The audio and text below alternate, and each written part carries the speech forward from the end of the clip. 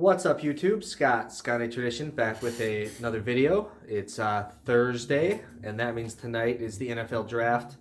Um, I'm kind of a nut for the draft. I love the NFL Draft. It's kind of that time of year where your football team has this kind of enthusiasm and optimism, everybody feels like their draft pick is going to be like the best pick ever. So, and that's kind of how I feel about it. I love the draft. I like scouting the players, the unknown, the unpredictability about it. I think it's awesome. So yeah, what would you like to see from your team in the draft tonight? The Packers have number 12 and number 30 picks overall.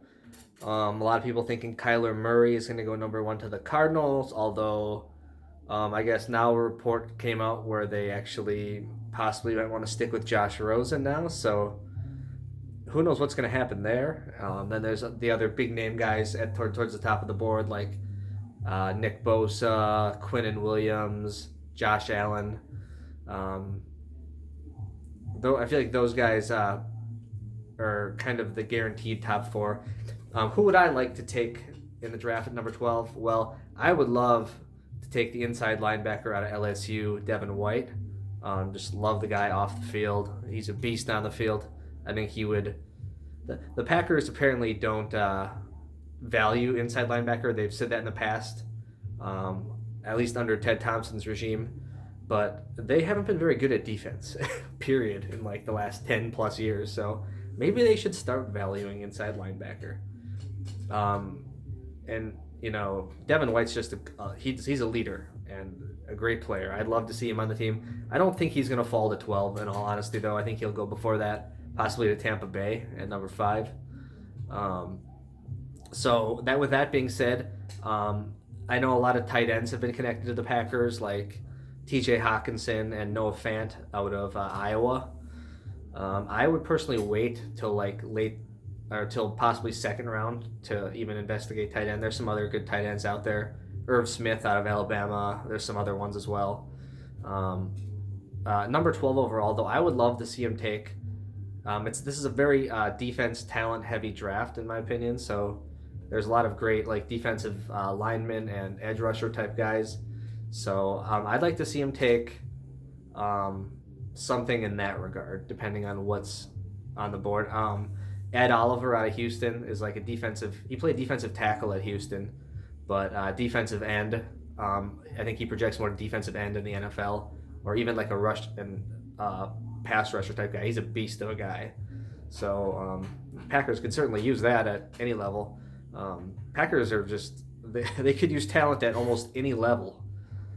So they'll have a lot of options at 12. I'd like Ed Oliver maybe in that area, or maybe Devin Bush, the linebacker out of Michigan. If Devin White's not there, of course. I would take Devin White, I think, over any of those guys.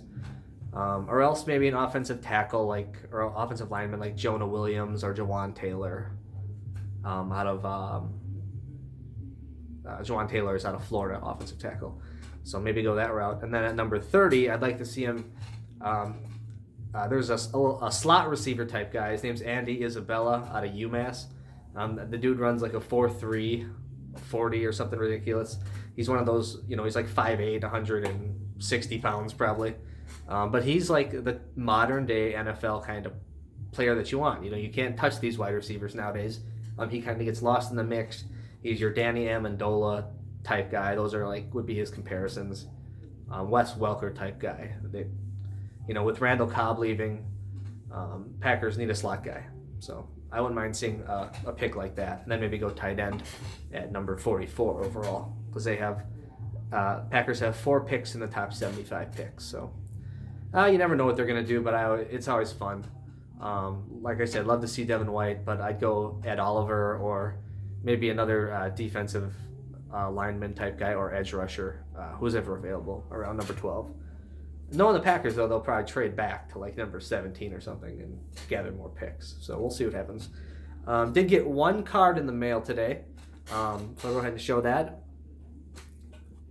1957 Topps, Billy Houghton, great Packers wide receiver from the 50s.